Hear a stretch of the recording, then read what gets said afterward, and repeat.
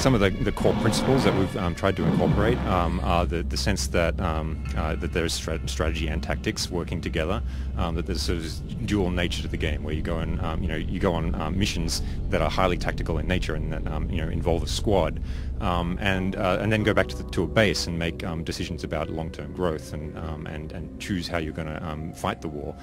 One of the really cool announcements that we're making with this demo this year is the incorporation of a tactical mode, where you can basically pull out into a third-person view and get a sort of a top-down view of the battlefield, see all of the different tactical elements highlighted as the world is sort of pushed into the background a little bit, and there's a resource which fans might recognize called time units, which sort of governs your use of agent powers.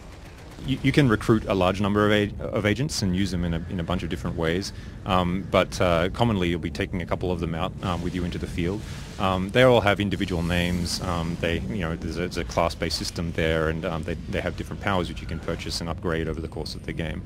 So your agents are really customizable, and they're very sort of unique to you as a player and how you want to play, because each of the classes is quite different from one another and give you different capabilities. Every enemy in XCOM is an opportunity, and so you do have that sort of decision every time you meet an enemy, or you come across a tactical scenario.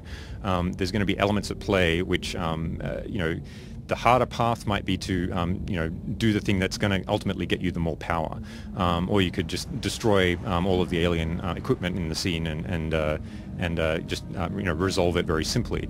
But if you do decide to take the harder path, you'll get powerful alien technology to use. And that basically goes into the tactical mode. It's there to be accessed immediately. You've basically captured like a turret or an alien itself, or some other piece of valuable tech.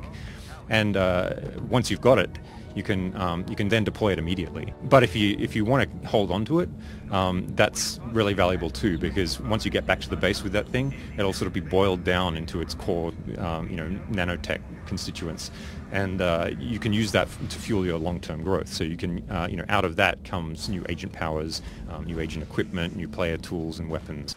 We're both, seeking to create an accessible experience that is, that works really well for building tactical scenarios that have, numerous ways of resolving them. But we also want to really strike a really unique aesthetic with our aliens, something that hasn't really been seen before, and something that sort of pushes what AI can be in a game. So last year we showed a demo which had, one of those sort of abstract forms. It was just a creeping, boiling mass of fluid. And this year we've got sort of humanoid enemies that are really affordant in terms of tactical play. They're kind of readable. You can sort of associate abilities and tactics with them. But we also have more of the very abstract aliens. In the demo we showed the Elite Titan, which is kind of an evolved version of the ring creature from last year's demo, and it's got this immensely powerful beam ray, and it's also capable of transforming between different forms. One of the themes of the game, or really a central theme of the game, is xenophobia, and so that comes through very strongly, obviously, in the aliens, who are literally terraforming our world, and they're an external entity that is very easy to sort of fear.